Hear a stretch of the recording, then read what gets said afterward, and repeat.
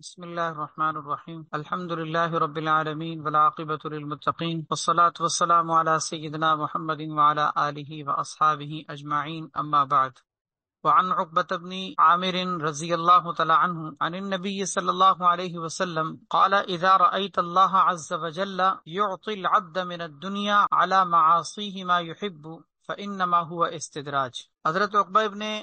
عامر رضی اللہ تعالیٰ عنہ سے مروی ہے، وہ نبی کریم صلی اللہ علیہ وسلم کا یہ ارشاد نقل فرماتے ہیں، اذا رأیت اللہ عز وجل یعطی العبد من الدنیا، کہ جب اللہ تبارک و تعالیٰ کو تم دیکھو کہ وہ کسی بندے کو اس کی نافرمانی کے باوجود دنیا اتنی دے رہے ہیں، ما یحبو، جتنا وہ پسند کرتا ہے، جو وہ چاہتا ہے وہ مل جاتا ہے، حالانکہ وہ نافرمان ہے، سرکش ہے، اللہ کی نافرمانی میں وہ زندگی گزار رہا ہے، لیکن اس کے باوجود اللہ تعالیٰ اس کی خواہشات کو پورا کر رہے ہیں اور اس کو دنیاوی اعتبار سے مال و متاع دے رہے ہیں، فإنما هو استدراج، تو یہ اس کی جو ترقی ظاہری طور پر نظر آ رہی ہے، یہ ترقی اس کی مقبولیت کی دلیل نہیں، بلکہ فإنما هو استدراج، یہ اللہ کی طرف سے اس کو ڈھیل دینا ہے، کہ اللہ تعالیٰ نے اس کی رسی چھوڑی ہوئی ہے، اس کی رسی میں ڈھیل دی ہوئی ہے کہ وہ آزاد اور خود مختار بظاہر زندگی گزار رہا ہے اور اس کی رسی کھینچی نہیں جا رہی، تو فی الحال تو وہ اپنی دنیاوی اعتبار سے ترقیاں کرتا ہوا نظر آ رہا ہے، لیکن اچانک رسی میں ایسا کھینچا جائے گا اور ایسی اس کی پکڑ ہوگی اور ایسا اللہ کا عذاب آئے گا کہ ایک دم سے اس کو آسمان سے اٹھا کر زمین پر پٹخ دیں گے، عروج سے اللہ اس کو زوال اور پستی اور انحطاط کا شکار کر دیں گے۔ یہ ڈھیل ہوتی ہے بعض اوقات کہ انسان سمجھ رہا ہوتا ہے کہ مجھے دنیاوی اعتبار سے رفعت اور بلندی اور ترقی مل رہی ہے، خوشحالی مل رہی ہے، لیکن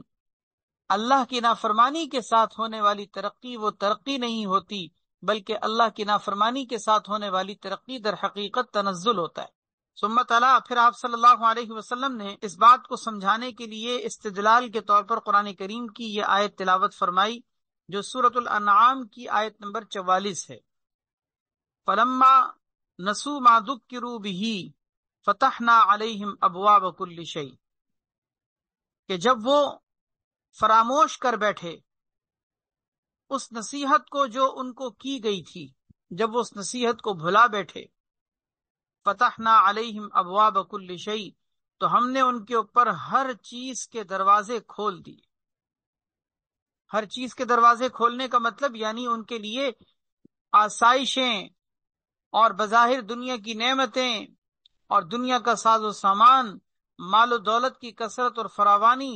ان سب چیزوں کے دروازے ان کے لیے ہم کھول دیتے ہیں۔ حتی اذا فرحوا بما اوتوا، یہاں تک کہ جب وہ ان چیزوں پر خوش ہو جاتے ہیں جو ان کو دی گئیں، یعنی وہ ان چیزوں پر خوب مست ہو جاتے ہیں، خوش ہو جاتے ہیں، اخذناہم بغتۃ، تو اچانک سے ہماری پکڑ آ جاتی ہے اور ہم ان کو پکڑ لیتے ہیں، دبوچ لیتے ہیں، فَإِذَا هُمْ مُبْلِسُونَ، پس وہ نا امید ہو کر رہ جاتے ہیں۔ یہ استدراج ہے، یہ ایک ڈھیل کا انداز اللہ تبارک و تعالیٰ کا جو کافروں کے ساتھ بھی ہوتا ہے اور فاسقوں اور فاجروں کے ساتھ بھی ہوتا ہے۔ لغوی معنی کے اعتبار سے استدراج کہا جاتا ہے ڈھیل دینے کو۔ اسی طرح اس کا ایک معنی آتا ہے کہ کسی کو زینہ بزینہ چڑھانا، اسٹیپ بائی اسٹیپ کسی کو ترقی کے زینوں پر چڑھانا، اس کو بھی استدراج کہتے ہیں۔ اصطلاحی اعتبار سے استدراج کی تعریف یہ کی گئی ہے کہ رفتہ رفتہ انسان کا اللہ کی رحمت سے دور ہوتے چلے جانا اور اللہ کے عذاب کے قریب ہوتے چلے جانا، کہ اس کو پتہ بھی نہ ہو، اسے شعور اور احساس بھی نہ ہو کہ میں کہاں جا رہا ہوں، لیکن رفتہ رفتہ وہ اللہ کی رحمت سے دور ہوتا چلا جا رہا ہو اور اللہ کے عذاب کے قریب ہوتا چلا جا رہا۔ اسی لیے اصطلاح میں اس کی تعریف یہ کی گئی ہے کہ الامہال قلیلاً قلیلاً، کسی کو تھوڑا تھوڑا کر کے مہلت دینا۔ اللہ کے عذاب کے قریب ہونے کا انداز کہ اللہ کے عذاب کی طرف کوئی بندہ اس طرح سے قریب جا رہا ہو کہ تھوڑی تھوڑی سی مہلت دے کر اس کو اللہ کے عذاب کے قریب کیا جا رہا ہو اور اسے پتہ بھی نہیں ہو کہ میں کہاں جا رہا ہوں، یہ استدراج ہوتا ہے۔ اس حدیث سے یہ بات معلوم ہوئی کہ کسی کی دنیاوی ترقی، خوشحالی، فراوانی، کشادگی، وسعت، فراخی، ان چیزوں کو دیکھ کر دھوکہ نہیں کھانا چاہیے کہ یہ اللہ کے نزدیک مقبول ہے، کیونکہ دنیا کی فراوانی کسی کی مقبولیت کی دلیل نہیں ہوتی۔ یہی تو وہ دھوکہ تھا جو کافروں کو بھی لگا تھا کہ نبیوں نے دعوت دی اور ان کو اللہ کا پیغام سنایا تو نبیوں سے ان کی قوموں نے یہ بات کہی تھی، اگر ہم غلط ہیں تو پھر ہمیں دنیا کے اعتبار سے یہ فراوانی کیوں دی جا رہی، جبکہ آپ کے پاس آنے والے، آپ کی مجلس میں بیٹھنے والے، آپ کے حلقے کے لوگ، آپ کے پیچھے چلنے والے، ہم دیکھتے ہیں کہ وہ معاشرے کے نعوذ باللہ رذیل طبقے کے لوگ ہیں، معاشی اعتبار سے تنگیوں کا شکار ہیں۔ قرآن کریم میں اللہ تبارک و تعالیٰ نے حضرت نوح علیہ السلام کی قوم کے یہ الفاظ ذکر کیے ہیں، مَا نَرَاكَ اتَّبَعَكَ إِلَّا الَّذِينَ هُمْ أَرَاذِلُنَا بَادِيَ الرَّأْيِ، ہم تو آپ کی پیروی کرنے والوں کو دیکھتے ہیں کہ وہ ناسمجھی میں صرف ظاہری رائے کے اعتبار سے آپ کے پیچھے چل پڑے ہیں، وہ ہمارے معاشرے کے اراذل ہیں، کم درجے کے لوگ، جبکہ ہم تو معاشی اعتبار سے فراوانی اور خوشحالی میں ہیں۔ تو اس کا مطلب یہ کہ اگر ہم غلط ہیں تو ہمیں دنیا کی وسعت کیوں دی گئی؟ تو اس حدیث پاک کے اندر اللہ کے نبی صلی اللہ علیہ وسلم نے یہ بات واضح کر دی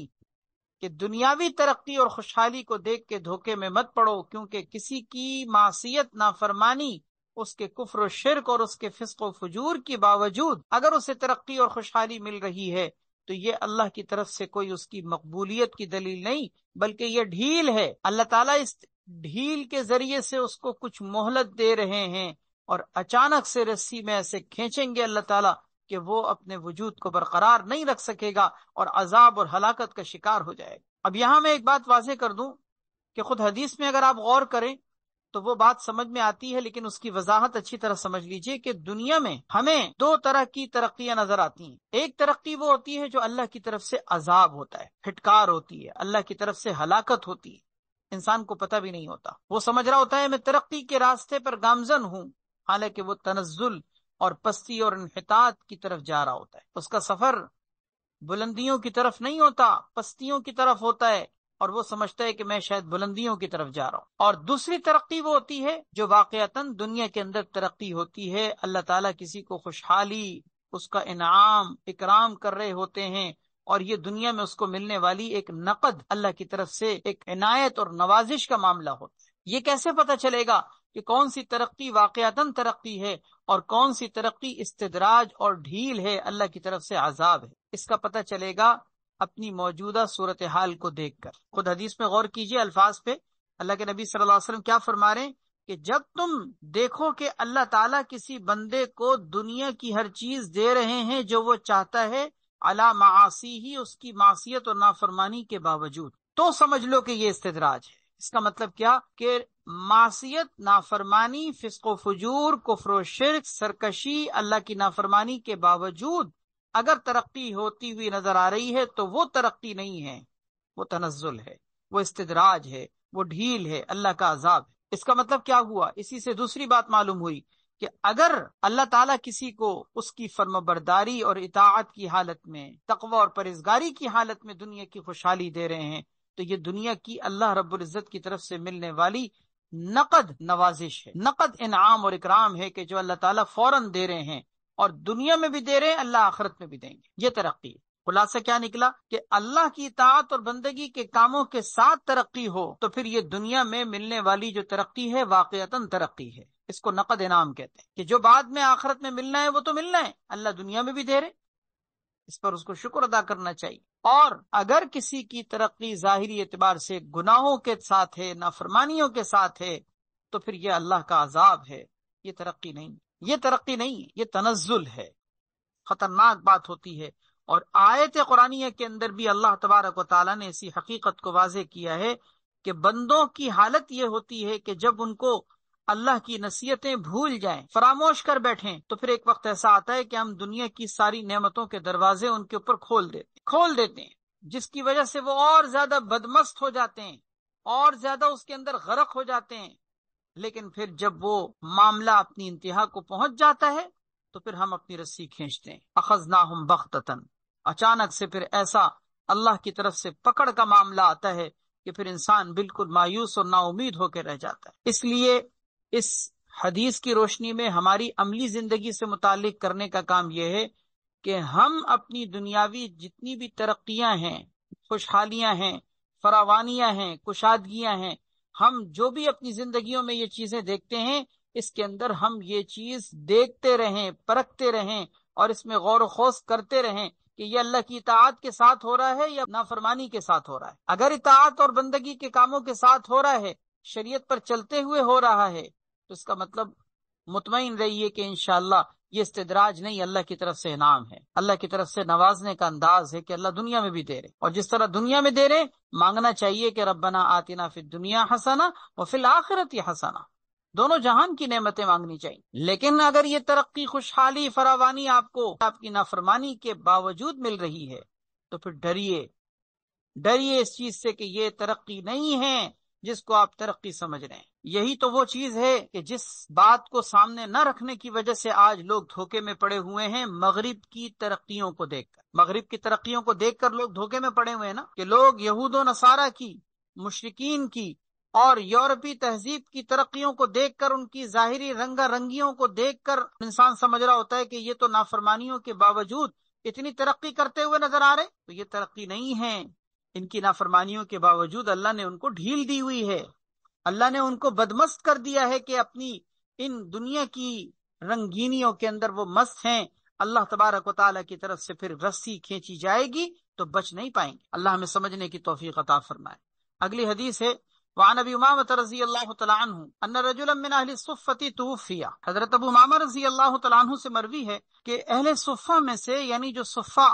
کہ صحابہ کرام جو نبی کریم صلی اللہ علیہ وسلم کے پاس آ کے دین کو سیکھا کرتے تھے اور وہیں پہ پڑے رہتے تھے، وہیں پر دین کے سیکھنے کا کام مستلسل کیا کرتے تھے، صفہ والے جن کو کہا جاتا ہے، نبی کریم صلی اللہ علیہ وسلم کے ایک ایسے ہی صحابی توفیہ، ان کا انتقال ہوا، وترک دینارا، انہوں نے ایک دینار چھوڑا، فقال رسول اللہ صلی اللہ علیہ وسلم کیتن، تو نبی کریم صلی اللہ علیہ وسلم نے فرمایا، اس دینار کو دیکھ کر آپ نے فرمایا کہ یہ ایک مرتبہ داغنا ہے۔ کیا کے معنی آتے ہیں داغنا، آگ میں لوہا گرم کر کے کسی کے جسم کو لگایا جائے، اس کو داغنا کہتے ہیں، عربی میں اس کو کیتن کہتے ہیں۔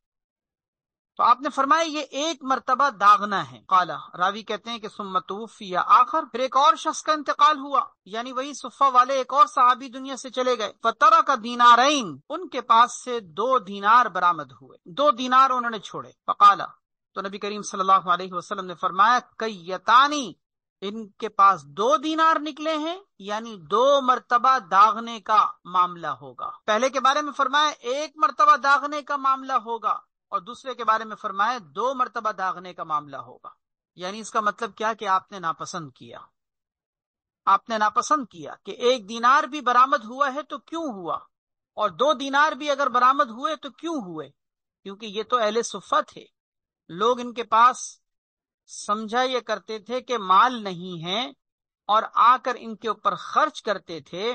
ان کو کھانا کھلایا کرتے تھے، ان کی مالی اعتبار سے دیکھ بھال بھی ہوا کرتی تھی، تو لوگ تو یہ سمجھتے تھے کہ ان کے پاس مال نہیں، لیکن ان کے مرنے کے بعد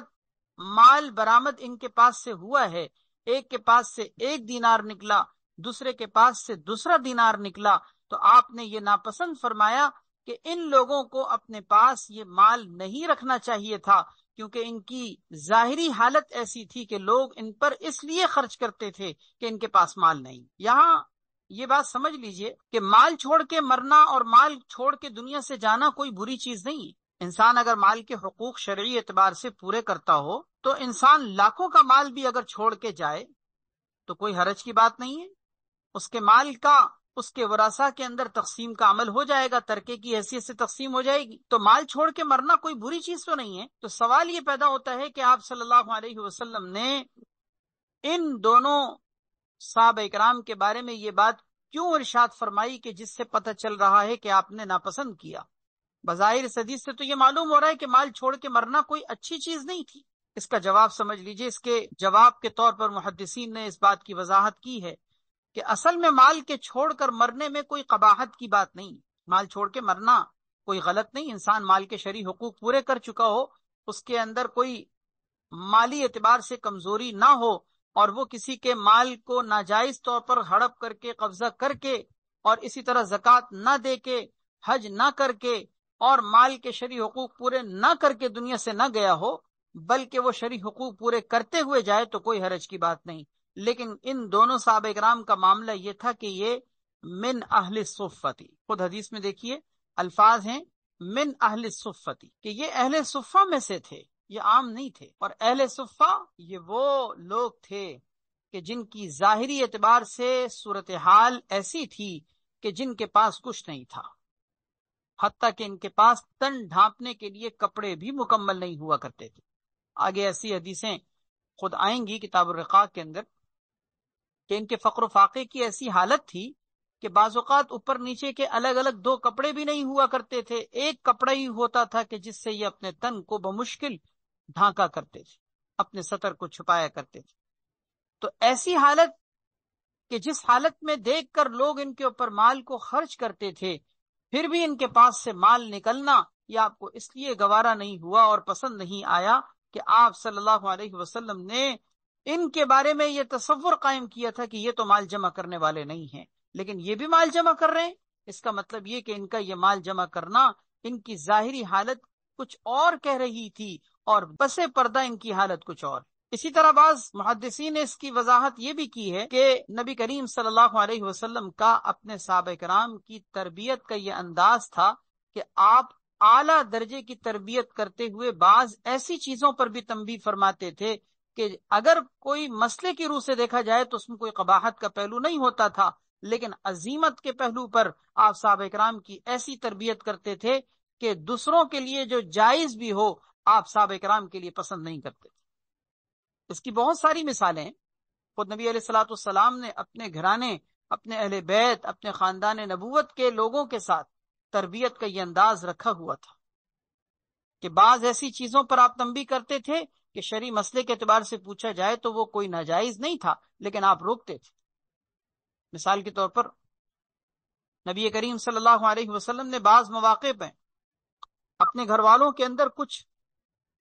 ایسی چیزیں دیکھی پردہ ڈالنے اور دیواروں کو ڈھانکنے اور دیواروں کو خوشنما بنانے کے حوالے سے، ایسی چیزیں دیکھی جس کو دیکھ کر آپ کو ناگوار ہوا اور آپ نے اس پر تنبیہ کی، آپ نے ان کی اصلاح فرمائی کہ تم لوگ خاندان نبوت کے لوگ ہو، تمہارے لیے یہ مناسب نہیں. کیا مطلب؟ ان کی تربیت کا ایک اعلیٰ انداز. تو صحابہ کرام میں یہ اہل صفہ یہ عام صحابہ کرام نہیں، بلکہ یہ ایسے صحابہ کرام تھے کہ جن کے اوپر آپ صلی اللہ علیہ وسلم کی تربیت کا کچھ خاص انداز تھا، ایسا انداز کہ آپ نے ان کے لیے اعلیٰ درجے کی اور عظیمت کی چیز کو پسند کرنے کی وجہ سے یہ دیناروں کا نکلنا آپ نے گوارا نہیں کیا.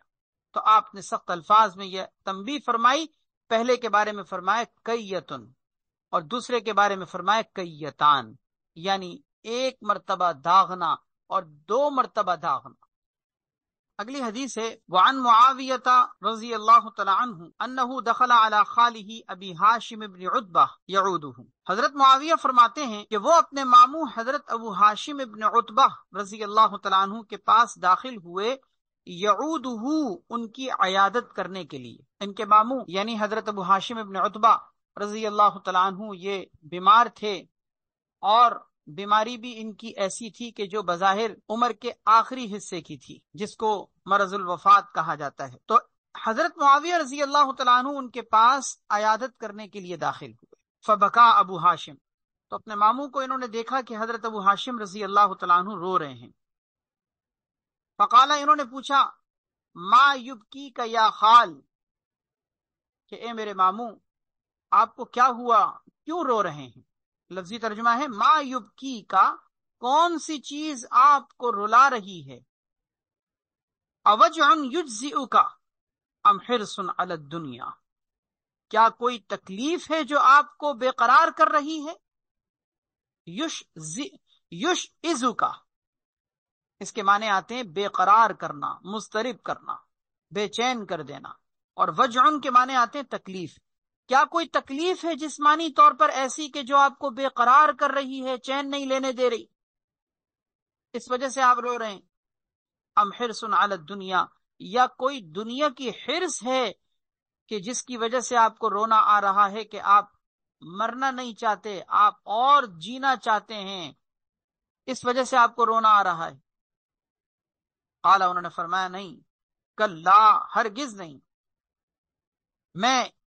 اس وجہ سے بھی نہیں رو رہا ہوں کہ جسمانی کوئی تکلیف مجھے بے چین کر رہی ہے،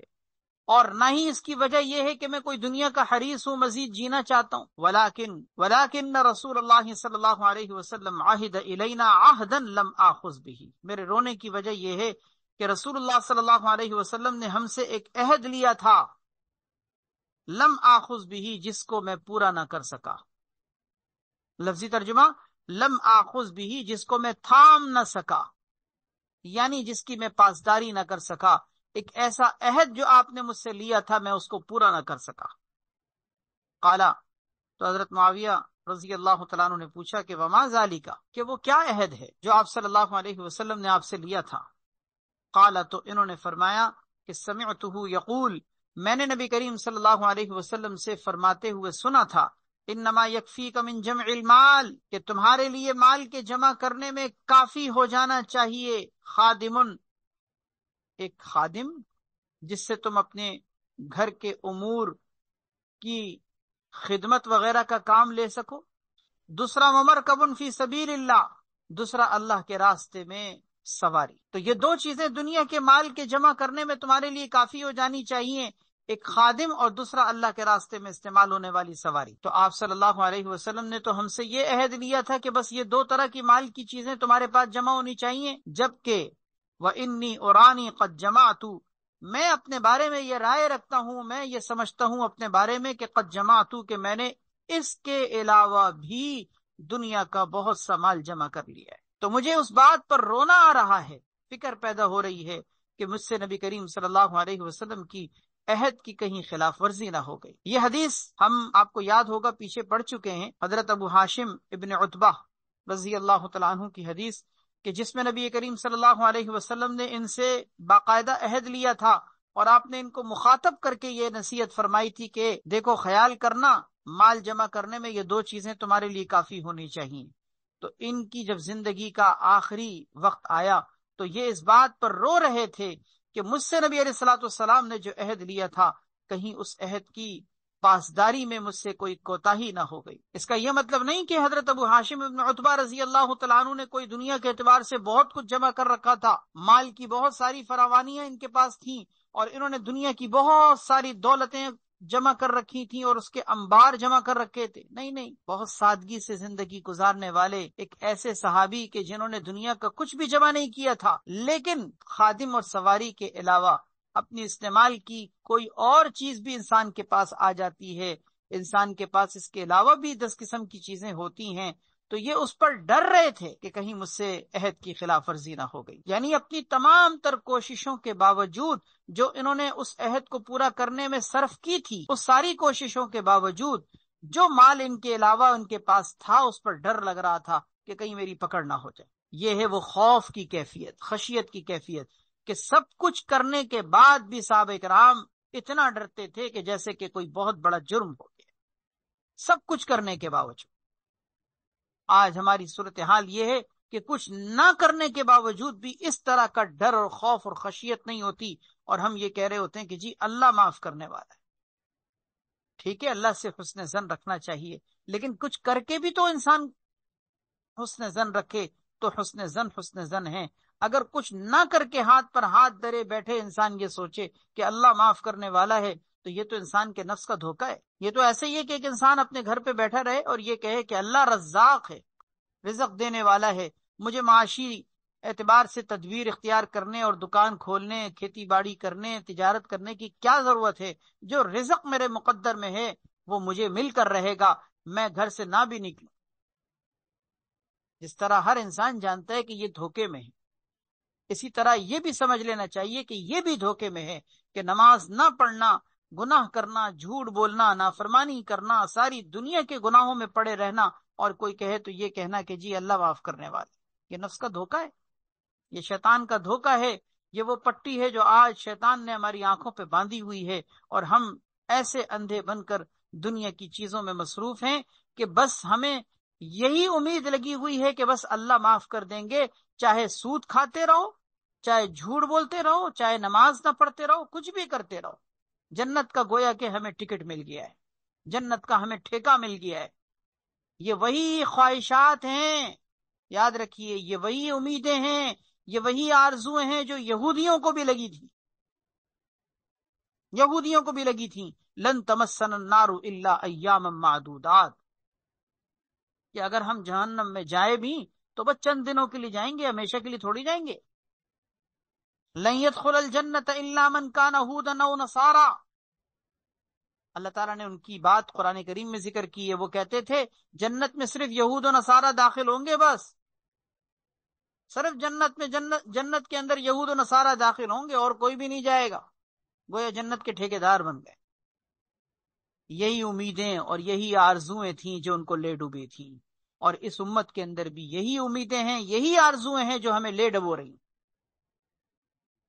اسی لیے کہا جاتا ہے اللہ سے حسن ظن ضرور رکھے، لیکن پہلے کچھ کریں بھی تو صحیح، پہلے کچھ اسباب بھی تو اختیار کریں، کچھ حرکت بھی تو کریں، اسباب اختیار کرنے کے بعد پھر اللہ سے حسن ظن رکھیں۔ اللہ ہمیں سمجھنے کی توفیق عطا فرمائے۔ حضرت ام دردہ رضی اللہ تعالیٰ عنہ سے مروی ہے، وہ فرماتی ہیں کہ میں نے اپنے شوہر یعنی حضرت ابو دردہ رضی اللہ تعالیٰ عنہ سے عرض کیا ما لکا لا تطلبو کما یطلبو فلان، کہ آپ کو کیا ہوا کہ آپ اس طرح سے مال نہیں طلب کرتے جیسا کہ فلاں طلب کرتا ہے، یعنی اس کا مطلب مال کے حصول کے لیے فلاں شخص جس طرح کوشش کرتا ہے، جستجو کرتا ہے اور وہ طلب کرتا ہے، مانگتا ہے، اس کے اسباب اختیار کرتا ہے، تو آپ کیوں نہیں کرتے؟ آپ بھی کیا کریں۔ مقصد ترغیب دینا تھا، مقصد ترغیب دینا تھا کہ آپ بھی مال طلب کیا کریں۔ فقالا، تو حضرت ابو دردہ رضی اللہ تعالیٰ عنہ نے فرمایا انی سمعت رسول اللہ صلی اللہ علیہ وسلم یقول، کہ میں اگر مال کے حصول کے لیے زیادہ کوششیں نہیں کرتا تو اس کی وجہ یہ ہے کہ میں نے اپنے آقا نامدار سرکار دو عالم صلی اللہ علیہ وسلم سے یہ سنا ہے ان امامکم عقبۃ کؤودا، کہ بے شک تمہارے سامنے ایک انتہائی دشوار گزار گھاٹی ہے۔ عقبہ کے معنی آتے ہیں گھاٹی، اور کؤودن کے معنی آتے ہیں شاق، یعنی جو بڑی مشقت والی، جس کو ہم کہتے ہیں دشوار گزار۔ تو ان امامکم، بے شک تمہارے سامنے ایک ایسی گھاٹی ہے کؤودن جو بہت زیادہ دشوار گزار ہے، لا یجوزها المثقلون، اسے پار نہیں کر سکیں گے وہ لوگ جو بھاری ہوں گے، بوجھل ہوں گے۔ مثقلون کا مطلب ہوتا ہے کہ جن کے اوپر ثقل ہو، بوجھ ہو۔ جیسے آپ یوں سمجھیں کہ اگر آپ کو کوئی دشوار گزار گھاٹی عبور کرنا ہو اور آپ کے سر پر کوئی منو وزن لادا ہوا ہو، تو آپ کے لیے اس دشوار گزار راستے کو طے کرنا کتنا مشکل ہوگا۔ آپ چاہیں گے کہ وہ وزن میرے سر پہ نہ ہوتا تو میں اس مشکل گھاٹی سے بآسانی گزر جاتا، اس مشکل گھاٹی کو عبور کرتے ہوئے میں اس وزن کے ساتھ کیسے گزروں گا؟ کیونکہ اگر راستہ مشکل ہے، دشوار گزار ہے، تو انسان اپنے آپ کو ہلکا رکھتا ہے تاکہ میرے لیے چلنا آسان ہو۔ ان امامکم عقبۃ کؤودا، تمہارے سامنے ایک دشوار گزار گھاٹی ہے، لا یجوزها المثقلون، اسے بوجھل لوگ جو بارے گراں سے لدے ہوئے ہوں گے وہ اس کو پار نہیں کر سکیں گے۔ فأحب ان اتخفف لتلک العقبہ، تو میں یہ پسند کرتا ہوں، میں یہ چاہتا ہوں کہ میں ہلکا پھلکا رہوں، لتلک العقبہ، اس گھاٹی کو عبور کرنے کے لیے، کہ میرے اوپر اس گھاٹی کو عبور کرنا کوئی مشکل نہ ہو جائے، تو میں ہلکا پھلکا رہنا چاہتا ہوں۔ اللہ اکبر۔ اس کا مطلب یہ ہوا کہ حضرات صاحب اکرام کا مزاج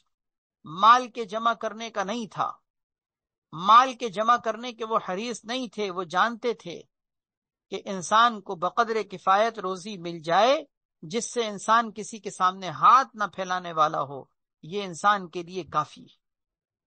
نبی علیہ الصلوۃ والسلام کی تربیت یہ تھی نا، خود آپ کی اپنی زندگی بھی ایسی گزری، آپ نے حضرات صاحب اکرام کی تربیت بھی ایسی فرمائی۔ حالانکہ انسان کے دل میں مال کی حرص، طمع اور لالچ اور مال کی محبت ایسی رچی بسی ہوئی ہوتی ہے کہ انسان جتنا بھی جمع ہو جائے نا اس کو کم سمجھ رہا ہوتا۔ حدیث میں آتا ہے لو کان لابن آدم وادیانی، اگر ابن آدم کے پاس 2 وادی بھر کر بھی سونا ہو جائے نا، لابتغى ثالثا، تو وہ تیسرے کی تلاش شروع کر دیتا ہے، وہ چاہتا ہے تیسری وادی بھی مل جائے۔ اس کا مطلب کیا؟ کہ جتنا مال مل جائے اس کو کم سمجھتا ہے، مزید کی حرص پیدا ہوتی۔ فرمایا وَلَا يَمْلَأُ جَوْفَ ابْنِ آدَمَ إِلَّا التُّرَابُ، ابن آدم کے پیٹ کو سوائے مٹی کے کوئی چیز نہیں بھر سکتی۔ یعنی جب مرے گا، اس کی موت آئے گی اور قبر میں اس کو دفنا دیا جائے گا، مٹی اس کے اوپر ڈال دی جائے گی، تو اس وقت جا کے پیٹ بھرے گا، اس کے علاوہ ابن آدم کا پیٹ کوئی نہیں بھر سکتا۔ وعن انس رضی اللہ تعالی عنہ قال قال رسول اللہ صلی اللہ علیہ وسلم، نبی کریم صلی اللہ علیہ وسلم نے ایک دفعہ ارشاد فرمایا، هل من احد يمشي على الماء الا ابتلت قدماه، کیا کوئی ایسا شخص ہے کہ جو پانی پر اس طرح چل سکے کہ اس کے پاؤں گیلے نہ ہو؟ کیا کوئی ایسا شخص ہے کہ پانی پر چلے اور پاؤں گیلے نہ ہو؟ ایسا کوئی شخص ہو سکتا ہے؟ قالوا، لوگوں نے کہا، لا یا رسول اللہ، کہ نہیں یا رسول اللہ، ایسا تو کوئی نہیں ہو سکتا کہ پانی میں چلے اور پانی پہ چلتے ہوئے اس کے پاؤں بھی گیلے نہ ہو، یہ کیسے ہو سکتا ہے؟ قال، آپ نے فرمایا، کذالک صاحب الدنیا لا یسلم من الذنوب، اسی طرح سے دنیا کے صاحب کا حال ایسے ہی ہے۔ دنیا کے صاحب کا مطلب دنیا دار، جو دنیا رکھنے والا ہو۔ صاحب المال، مال والے کو کہتے ہیں، صاحب العلم، علم والے کو کہتے ہیں، اور صاحب الدنیا، دنیا والے کو کہتے ہیں۔ فرمایا صاحب الدنیا، اسی طرح دنیا والے کا حال ہوتا ہے کہ لا یسلم من الذنوب، کہ وہ گناہوں سے محفوظ نہیں رہ پاتا، کیونکہ دنیا اپنے ساتھ یہ ساری فتنوں کی شکلیں لے کر آتی، کیونکہ حب الدنیا رأس کل خطیئۃ، دنیا کی محبت ہر گناہ کی جڑ ہے۔ جب دنیا آئے گی تو دنیا کے ساتھ یہ ساری چیزیں بھی آئیں گی، یہ لازم ہے۔ اسی لیے صاحب دنیا نہیں بننا چاہیے، صاحب آخرت بننا چاہیے۔ صاحب دنیا بنو گے، گناہوں سے نہیں محفوظ رہ سکتے، گناہوں سے نہیں محفوظ رہ سکتے۔ جس طرح وہ پانی پر چلنے والا پانی کے گیلا ہونے سے اپنے پاؤں کو نہیں بچا سکتا، اسی طرح دنیا کو جمع کرنے والا اور دنیا کے پیچھے پڑنے والا گناہوں سے بھی نہیں بچ پاتا۔ کوئی اگر شخص یہ سمجھتا ہے کہ میں دنیا والا بھی بن جاؤں اور گناہوں سے بچنے والا بھی بن جاؤں، تو یہ دونوں والے کبھی ایک ساتھ نہیں ہو سکتے، یہ دونوں والے ایک ساتھ نہیں ہو سکتے۔ گناہوں سے بچنے والا اور دنیا والا، یہ دونوں کیسے ایک ساتھ جمع ہو سکتے؟ دنیا کی تو محبت ہے ہی، ہر گناہ کی جڑ ہے۔ اسی لیے کہا جاتا ہے کہ اپنے دل سے دنیا کی محبت نکالی جائے اور اس پر محنت کرنی چاہیے۔ یہ سلوک اور طریقت کے راستے کا سفر ہے، اس پر باقاعدہ محنتیں کی جاتی ہیں کہ میرے دل سے دنیا کی محبت نکل جائے۔ میں پھر وہی بات ریپیٹ کروں جو پہلے بھی آپ سے بارہا عرض کی گئی، کہ دنیا کی محبت کو دل سے نکالنے کا مطلب ہرگز یہ نہیں ہے کہ آپ دنیا کی چیزوں کو چھوڑ دیں، نہیں، آپ دنیا کی چیزوں کو ضرور استعمال کریں، جو اللہ نے دیا ہے، کھانے کی نعمت، پینے کی نعمت، ساری نعمتیں، لیکن بس دنیا کو دل میں نہ لے، دنیا کو دل میں نہ بٹھائیں۔ جب دنیا دل کے اندر آتی ہے تو تباہ کر دیتی، ہاں باہر اگر رہے تو اللہ تعالیٰ اس کو دین کے کاموں میں معاون بھی بنا دیتے ہیں۔ کتنے ہی انسان دین کے کام دنیا کی ان چیزوں کے ذریعے سے کر رہا ہوتا ہے۔ حدیث میں دعا مانگی گئی ہے، اللہم اعنی علی دینی بالدنیا، اللہ میرے دین کے کاموں میں دنیا سے مجھے مدد عطا فرما۔ کیا مطلب؟ کہ دین کے کاموں میں مجھے دنیا سے مدد ملے، کہ میں کوئی دین کا کام کرنا چاہوں تو دنیا کی چیزوں سے مجھے قوت حاصل ہو۔ مثال کے طور پر میں حج کرنا چاہتا ہوں تو دنیا کے ان اسباب اور مال و زر کی وجہ سے مجھے توفیق ملے گی۔ میں لوگوں کو کھانا کھلانا چاہتا ہوں، مجھے اس دنیا کی چیزوں کے ذریعے سے اس بات کی توفیق ملے گی۔ اللہم اعنی علی دینی بالدنیا وعلی آخرتی بالتقوی، بہت پیاری دعا ہے، اس کو اللہ تعالیٰ ہم سب کے حق میں قبول فرما لے، مانگا کریں۔ اللہم اعنی علی دینی بالدنیا، اے اللہ میرے دین پر دنیا کے ذریعے سے مدد عطا فرما، وعلی آخرتی بالتقوی، اور آخرت کے کاموں میں تقوی کے ذریعے سے میری مدد فرما۔ وعن جبیر بن نفیر مرسلا قال قال رسول اللہ صلی اللہ علیہ وسلم، حضرت جبیر ابن نفیر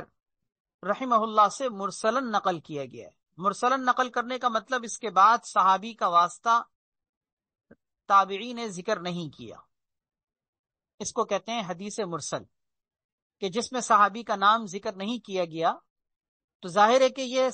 تابعی ہو کر نبی کریم صلی اللہ علیہ وسلم سے براہ راست تو نقل نہیں کر سکتے نا. تو اگر صحابی کا نام نہ ذکر کیا جائے تو وہ حدیث مرسل ہوتی. اسی لیے کہا جا رہا ہے حضرت جبیر ابن نفیر رحمہ اللہ مرسلن نقل کرتے ہیں کہ نبی کریم صلی اللہ علیہ وسلم نے ارشاد فرمایا ما اوحی الی ان اجمع المال واکون من التاجرین، مجھے اللہ کی طرف سے وحی بھیج کر یہ نہیں کہا گیا کہ میں مال جمع کروں اور تاجروں میں شامل ہو جاؤں. مجھے یہ نہیں کہا گیا، مجھے یہ حکم نہیں دیا گیا کہ میں مال جمع کرنے میں لگ جاؤں اور تاجروں میں شامل ہو جاؤں. نہیں، ولیکن اوحی الی، مجھے تو وحی کے ذریعے سے یہ کہا گیا ہے، مجھے وحی کے ذریعے سے یہ حکم دیا گیا ہے کہ فسبح بحمد ربک وکن من الساجدین، کہ اے نبی اپنے رب کی حمد کے ساتھ تسبیح پڑھتے رہیے، اس کی ثنا خوانی کرتے رہیے، وکن من الساجدین، اور سجدہ کرنے والوں میں شامل ہو جائیے. وَاعْبُدْ رَبَّكَ حَتَّى يَأْتِيَكَ الْيَقِينُ، اور اپنے پروردگار کی عبادت کیجیے یہاں تک کہ کرتے کرتے آپ کو موت آ جائے. حَتَّى يَأْتِيَكَ الْيَقِينُ، یقین کے معنی اردو میں ہم جو یقین کہتے ہیں، عربی میں بھی یقین اس معنی میں استعمال ہوتا ہے کسی چیز کا یقینی طور پر ہونا، لیکن یقین موت کے ناموں میں سے ایک نام ہے، موت کو یقین کہتے ہیں. اور یہاں بالاتفاق جمہور مفسرین نے اس کا معنی کیا ہے موت، یعنی حتی یأتیک الیقین یعنی الموت، یہاں تک کہ تمہیں موت آ جائے. موت کو یقین کیوں کہتے ہیں؟ اس پہ غور کریں، اس کی وجہ خود سمجھ میں آ جائے گی. موت کو یقین کیوں کہتے ہیں؟ اس لیے کہ موت ایک یقینی چیز ہے، ایسی یقینی کہ کوئی اندھا بھی، کوئی کافر بھی، کوئی مشرک بھی، اللہ کے وجود کا انکار کرنے والا بھی اس کا انکار نہیں کر سکتا. جنہوں نے اللہ کے وجود کو بھی نہیں مانا، جو آخرت کے منکر ہیں، وہ بھی موت کو یقینی مانتے ہیں، وہ بھی جانتے ہیں. اور کیسے جٹا سکتے ہیں بھائی؟ اپنی آنکھوں سے دیکھ رہے ہیں، لوگوں کو مرتا ہوا دیکھ رہے ہیں. تو یقین موت کے ناموں میں سے ایک نام ہے. فرمایا وَاعْبُدْ رَبَّكَ حَتَّى يَأْتِيَكَ الْيَقِينُ، اپنے پروردگار کی عبادت کیے جائیے یہاں تک کہ موت آ جائے. موت تک عبادت کا حکم ہے، موت تک. اس حدیث میں گویا کہ آپ صلی اللہ علیہ وسلم نے اس حقیقت کو واضح کر دیا کہ ہمیں اللہ کی طرف سے یہ حکم نہیں ہے کہ مال جمع کرنے میں اپنی صلاحیتیں صرف کریں. آج ہمیں یہی بچپن سے سکھایا جاتا ہے کہ جی بیٹا پڑھ لو، اچھا پڑھ لو، نہیں پڑھو گے تو نوکری کیسے کرو گے، کماؤ گے کیسے. گویا بچے کے ذہن اور دل و دماغ کے اندر ہی بچپن سے یہ چیز فیڈ کر دی جاتی ہے کہ پڑھو گے تو تمہارا کیریئر بنے گا، اچھا کماؤ گے، اچھا جمع کرو گے، تمہارا اسٹیٹس، تمہارا بینک بیلنس. اس کو ایک سنہرے خواب، سپنے بچپن سے دکھائے جا رہے ہوتے. اس کے پڑھنے کے پیچھے ہی گویا کہ جذبہ ملک و ملت کی خدمت نہیں ہوتی، وہ خدمت انسانیت کے جذبے سے نہیں پڑھ رہا ہوتا، اس کے ذہن اور دل و دماغ میں اس کا کیریئر رکھا جاتا. شروع سے دیکھ لیں اپنی ساری تگ و دو، ہمارے معاشرے کے اندر ایک تگ و دو اور اپنی ساری کوششوں کا محور و مرکز ہمارا گھوم پھر کر ایک ہی چیز پہ آتا ہے، مال جمع کرنا. حالانکہ اللہ کے نبی صلی اللہ علیہ وسلم فرما رہے ہیں ہمیں اس بات کا حکم نہیں دیا گیا کہ ہم مال جمع کریں. مال تو اللہ رب العزت کی دی ہوئی ایک نعمت ہے، اللہ تعالیٰ جس کو چاہیں گے جتنا دیں گے، اور یہ اللہ کا وعدہ ہے ما من دابۃ فی الارض الا علی اللہ رزقها، رزق کی ذمہ داری اللہ نے اپنے ذمہ لی ہے، اللہ ہی کھلاتے ہیں، اللہ ہی پلاتے ہیں. مال جمع کرنا یہ ہماری زندگی کا مقصد نہیں ہے، یہ ہماری زندگی کا صرف ایک کام ہے، ہماری ایک ضرورت ہے جس کو ہم اپنی ضرورت کی حد تک کرتے ہیں. یہ جب مقصد بن جاتا ہے تو انسان اپنے مقصد کو فراموش کر کے دنیا کی محبت میں ڈوب جاتا ہے، کیونکہ مال جمع کرنا یہ محبت کی طرف انسان کو لے جاتا، اور جب مال کی محبت، دنیا کی محبت دلوں میں آ جائے تو پھر گناہوں کے راستے کھل جاتے. تو آپ صلی اللہ علیہ وسلم نے اس حقیقت کو واضح فرما دیا کہ دیکھو ہمیں اس بات کا حکم نہیں ہے کہ ہم مال جمع کریں اور تاجروں میں شامل ہو جائیں، ہمیں تو حکم یہ دیا گیا ہے. اللہ اکبر، کیا حکم! سورہ حجر کی یہ آخری آیات ہیں، فسبح بحمد ربک وکن من الساجدین واعبد ربک حتی یأتیک الیقین.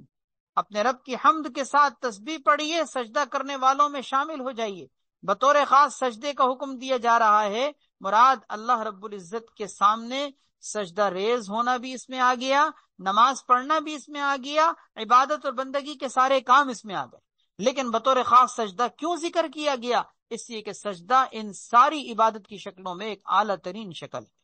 بندہ، حدیث میں آتا ہے، سب سے زیادہ اپنے پروردگار کے قریب اس وقت ہوتا ہے جب وہ سجدے میں ہوتا ہے، سب سے زیادہ قریب۔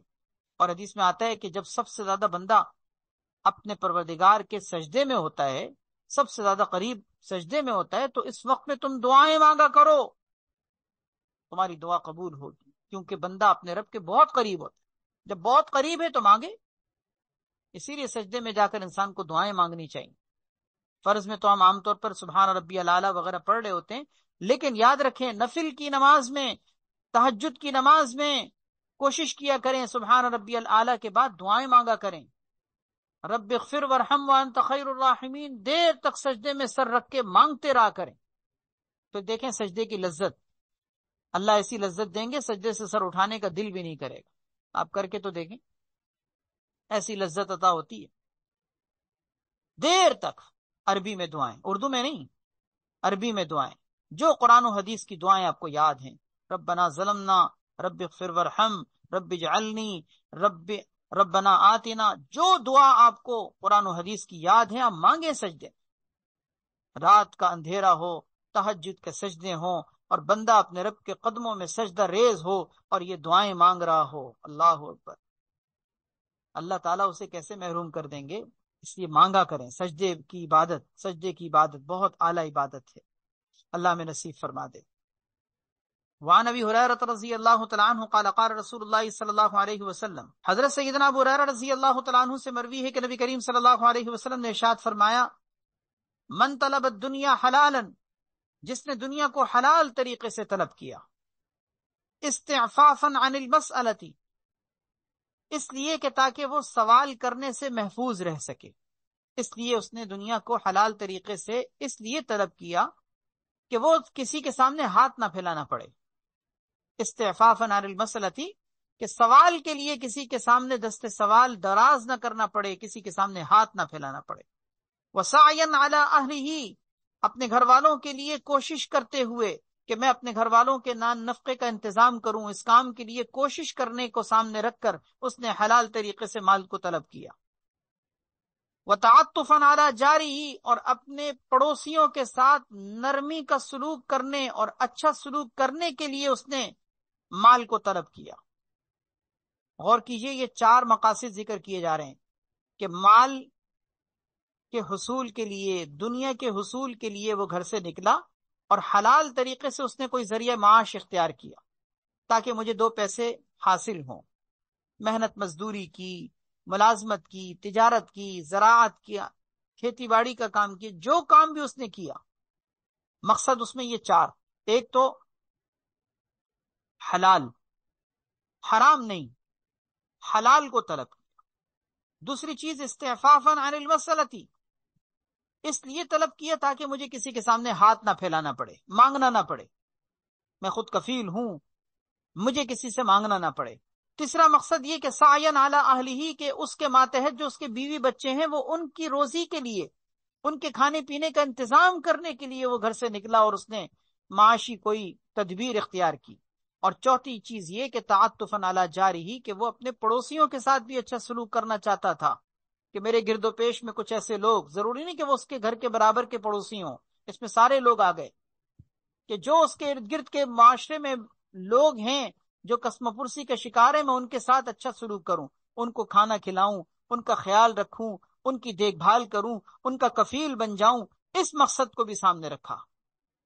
تو یہ 4 مقصد حدیث میں ذکر کیے گئے ہیں، اور چاروں مقصد آپ غور کریں کتنے اعلیٰ مقصد ہیں،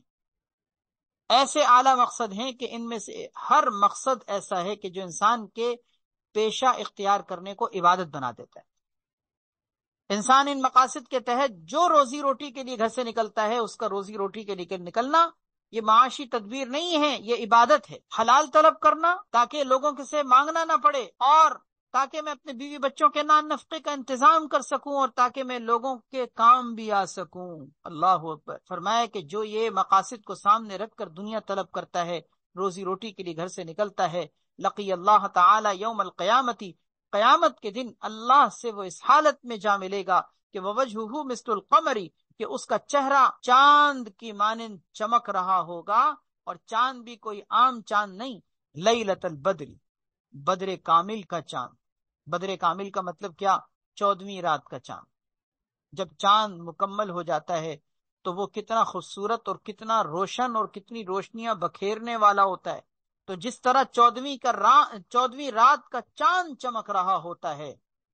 اس طریقے سے اس کا چہرہ کل قیامت کے دن 14ویں کے چاند کی طرح چمک رہا ہو۔ اللہ اکبر۔ تو اس حدیث میں حلال کمانے والوں کی فضیلت ذکر کی گئی ہے، لیکن ساتھ میں 4 مقاصد بتا کر یہ واضح کر دیا گیا کہ طلب دنیا کو اگر ہم نے کرنا بھی ہے تو کس مقصد سے؟ مال کے جمع کرنے اور اپنا اسٹیٹس بلند کرنے اور خزانے جمع کرنے کے لیے نہیں۔ یہ مقاصد پیش نظر ہونے چاہیے کہ میں حلال کماؤں، حرام کی طرف نہ بڑھوں، سوال کے لیے کسی سے مانگنا نہ پڑے، اسی طرح میں اپنے بیوی بچوں کے نان نفقے کا انتظام کر سکوں، اور اپنے گرد و پیش میں معاشرے میں جو کم تر لوگ ہیں، معاشی اعتبار سے کم درجے کے لوگ ہیں، میں ان کے کام آ سکوں۔ ومن طلب الدنیا، یہ تو وہ پہلو تھا جو فضیلت کے اعتبار سے ذکر کیا گیا۔ اب دوسرا پہلو دیکھیے، فرمایا ومن طلب الدنیا، جس نے دنیا کو طلب کیا حلالن، حلال طریقے سے، حرام طریقے سے نہیں، حلال طریقے سے۔ اس کا مطلب یہ کہ یہ جو آگے وعید آ رہی ہے حرام کمانے پر نہیں ہے، بلکہ برے مقصد پر ہے۔ برے مقصد پر انسان حلال بھی کمائے نا تو اللہ کی پکڑ ہو جاتی ہے۔ فرمایا من طلب الدنیا حلالن، جس نے دنیا کو طلب کیا حلالن، وہ حلال طریقے سے طلب کر رہا ہے، حرام نہیں، لیکن مکاسرن۔ پہلی بات تو یہ ذکر کی گئی کہ وہ مکاسرن، مال و دولت کی کثرت کو طلب کرنے کے لیے، اس لیے کما رہا ہے تاکہ میرے پاس خوب مال ہو اور میں لوگوں سے مال میں خوب آگے بڑھ جاؤں۔ کیونکہ مکاسر کا معنی ہوتا ہے وہ شخص کے جو لوگوں سے اپنے مال کی کثرت میں مقابلہ بازی کر رہا ہو، یہ اس کا اصل مطلب ہے۔ مکاسر صرف اس کو نہیں کہتے جو مال کی کثرت کو طلب کرتا ہے، مکاسر اس کو کہتے ہیں جو مال کی کثرت میں دوسروں سے مقابلہ کر رہا ہے۔ اسی کو تکاثر بھی کہتے ہیں، الہاکم التکاثر۔ اللہ تعالیٰ نے قرآن کریم میں ذکر کیا ہے کہ تمہیں مال و دولت میں ایک دوسرے سے آگے بڑھنے اور کثرت میں سبقت کرنے نے غفلت میں ڈال دیا ہے۔ صرف مال کی کثرت نے غفلت میں نہیں ڈالا، بلکہ یہ کثرت کے جو تم مقابلے بازی کے طور پر کرتے ہو کہ میرا مال بڑھ جائے اس سے، دوسرا کہتے نہیں میرا مال بڑھ جائے۔ اللہ تعالیٰ فرماتے ہیں یہ جو آگے بڑھنے کا مقابلہ ہے نا، اس نے تم لوگوں کو غافل اور غفلت میں ڈالا ہوگا، غافل کر دیا۔ تو جس نے دنیا کو طلب کیا حلال طریقے سے لیکن مکاسرن، مال کی کثرت میں مقابلہ بازی کرتے ہوئے، مفاخرن، فخر و غرور کرتے ہوئے، مرائین، دکھلاوا اور ریاکاری کرتے ہوئے، لقی اللہ وہو علیہ غضبان، اللہ سے وہ کل قیامت کے دن اس حالت میں ملاقات کرے گا کہ اللہ اس سے غضبان، غصہ ہوں گے، ناراض ہوں۔ اس کے لیے کیا کہا تھا کہ اللہ سے وہ اس حالت میں ملے گا کہ اس کا چہرہ 14ویں رات کی مانند چمک رہا ہوگا۔ اس کا مطلب کیا؟ کہ اس کا چہرہ چمکنے کا مطلب اللہ راضی ہوں گے، خوش ہوں گے، جبھی تو یہ انعام اور اکرام سے نوازیں گے، جبکہ اس کا حال یہ ہوگا کہ اللہ اس سے ناراض ہوں۔ علماء نے اس حدیث میں بڑی قیمتی بات ایک یہ بھی ذکر کی ہے کہ اس حدیث میں اگر آپ غور کریں تو یہ معلوم ہوتا ہے کہ اس میں حلال طلب کرنے کے باوجود وعید ذکر کی جا رہی ہے غلط مقاصد کو پیش نظر رکھنے کی وجہ سے۔ تو سوچو ذرا کہ اگر حرام کمائے گا تو پھر کیا حال ہوگا؟ کیونکہ دیکھیں نا اس کے بعد حدیث یہاں تک مکمل ہو گئی، آگے وہ ذکر نہیں کیا گیا کہ من طلب الدنیا حرامن، حالانکہ اس کے بعد دیکھا جائے تو یہ جملہ باقی ہے بھی کہ جس نے حرام طریقے سے دنیا طلب کیا تو اس کا کیا حال ہوگا۔ حدیث میں اللہ کے نبی صلی اللہ علیہ وسلم نے یہاں وہ بتایا ہی نہیں۔ کیوں؟ وہ بتانے کے قابل ہی نہیں ہے، وہ اتنا خطرناک معاملہ ہے کہ جب حلال طلب کرنے کے باوجود غلط مقاصد کی وجہ سے پکڑ ہو رہی ہے تو حرام طلب کرنے پر کیا کچھ ہوگا۔ گویا کہ اس حدیث میں اگلا جملہ خود لوگوں کے اوپر چھوڑ دیا گیا کہ اس کی خطرناک ہونے کی کیفیت کو تم خود سمجھ لو کہ جب حلال طلب کرنے کے باوجود غلط مقاصد کو پیش نظر رکھنے کی وجہ سے پکڑ ہو گئی ہے تو پھر حرام طلب کرنے والوں کے ساتھ کیا ہوگا، اس کو خود سوچو۔ اللہ اکبر، اللہ تعالیٰ پناہ میں رکھے۔ اسی لیے کہا جاتا ہے کہ اس دنیا میں حلال بھی اگر طلب کرنا ہے تو نیت اچھی رکھنی ہے، سوچ اچھی رکھنی ہے، مقصد اچھا رکھنا ہے۔ وہ مقصد کیا ہے؟ 4 مقصد جو حدیث میں ذکر کیے گئے۔ اور غلط مقصد، وہ 3 مقصد یہاں ذکر کیے گئے۔ ایک دوسرے سے مال و دولت کے اندر آگے بڑھنے کے اندر مقابلہ بازی کرنا، فخر و غرور کا شکار ہونا، اور دکھلاوا کرنا، نام و نمود، ریاکاری، اپنی مالی برتری کا اظہار، میرے پاس ایسی گاڑی، میرے پاس ایسا بنگلہ، میرے پاس یہ، میرے پاس وہ۔ یہ جو ایک دوسرے سے آگے بڑھنے کے اندر دوڑ لگی ہوئی ہے نا، کہ لوگ دوڑ رہے ہیں، ہر ایک آدمی دوسرے کو پیچھا کرنے کے چکر میں آگے سے آگے بھاگنے کی کوشش میں لگا ہوا ہے۔ یہ جو دوڑیں لگی ہوئی ہیں، قرآن کریم اللہ نے فرمایا اس نے تم لوگوں کو غفلت میں ڈالا ہوا ہے، غافل ہو، حتی زرتم المقابر، یہاں تک کہ تم اسی طرح سے یہ دوڑیں لگاتے لگاتے ایک وقت ایسا آتا ہے کہ قبروں میں جا پہنچتے، سب کچھ ہاتھ سے رہ جاتا ہے، سب کچھ چھوڑ چھاڑ کے قبروں میں پہنچ جاتے۔ کلا سوف تعلمون ثم کلا سوف تعلمون، پتہ چل جائے گا، سب ضرور پتہ چلے گا، علم یقین بھی حاصل ہوگا، عین یقین بھی حاصل ہوگا، پھر پوچھا جائے گا تم سے لتسألن یومئذ عن النعیم، کہ نعمتوں کے بارے میں بتاؤ کہ کیا کر کے آئے۔ اللہ پاک ہم سب کو سمجھ عطا فرمائے۔ چلیں بس اللہ تبارک و تعالیٰ جو کچھ کہا سنا گیا ہے اس پر ہم سب کو اللہ عمل کی توفیق عطا فرما دے، دنیا کی محبت سے اللہ ہم سب کو محفوظ اور پاک فرما دے، اللہ ہمیں آخرت کی رغبت اور شوق نصیب فرما دے۔ الحمد للہ رب العالمین والعاقبۃ للمتقین والصلاة والسلام علی سیدنا محمد وعلی آلہ واصحابہ اجمعین۔ یا اللہ یا رحمان یا رحیم یا ذی الجلال والاکرام یا غیاث المستغیثین یا امان المستجیرین، یا اللہ ہم کمزور و ضعیف، گناہگار و خطا کار، سیاہ کار، تیرے در پہ حاضر، تیرے سامنے ہاتھ پھیلائے بیٹھے، اپنے گناہوں کی بخشش اور معافی کے طلبگار ہیں۔ یا اللہ یا رب العالمین، اپنے فضل سے، اپنے کرم سے ہم سب کو معاف فرما دے، ہمارے گناہوں سے درگزر فرما دے، ہماری خطاؤں سے درگزر فرما دے۔ اے اللہ ہمارے ڈھکے چھپے، خفیہ علانیہ، ظاہری باطنی، ہر طرح کے گناہوں سے درگزر فرما، ہمیں اپنے محبوب بندوں میں شامل فرما۔ اے اللہ ہمارے اخلاق اچھے کر دیجئے، ہمارا کردار اچھا کر دیجئے، ہماری سیرت اور صورت کا اصلاح فرما، ہمارے ظاہر و باطن کے تفاوت کو ختم فرما، ہمیں نفاق سے بری فرما، دوغلے پن سے محفوظ فرما۔ یا اللہ ہمیں جھوٹ بولنے سے، دھوکہ دینے سے، وعدہ خلافی کرنے سے، عہد شکنی سے، یا اللہ بد نظری کرنے سے، سود کھانے سے، موسیقی میوزک سے، یا اللہ لوگوں کا دل دکھانے سے، ظلم و زیادتی کرنے سے، قطع رحمی کرنے سے، والدین کی نافرمانی کرنے سے، کفر و شرک سے، یا اللہ جتنی گناہوں کی شکلیں ہیں ان ساری شکلوں سے یا اللہ اپنے رحیم اور کریم ہونے کے صدقے میں ہمیں بچا لے، ہمیں محفوظ فرما لے۔ یا اللہ جن چیزوں میں ہیں، جن گندگیوں میں ہم مبتلا ہیں، ہمیں ان سے نکال دے، رمضان کی برکت سے نکال دے، اے اللہ ان مبارک مجلسوں کی برکت سے نکال دے، یا اللہ ان مبارک حدیثوں کی برکت سے نکال دے۔ اے اللہ ہمیں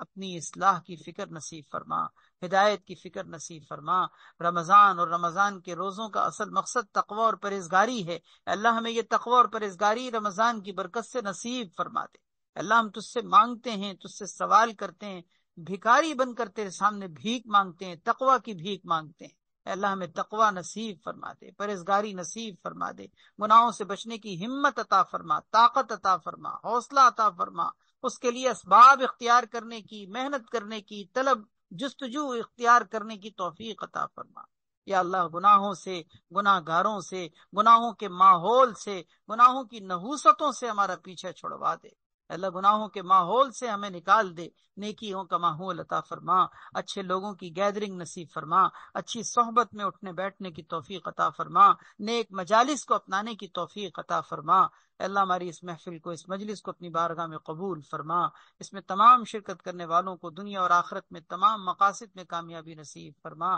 سبحان ربک رب العزت عما یصفون وسلام علی المرسلین والحمد للہ رب العالمین، آمین یا رب العالمین برحمتک یا ارحم الراحمین۔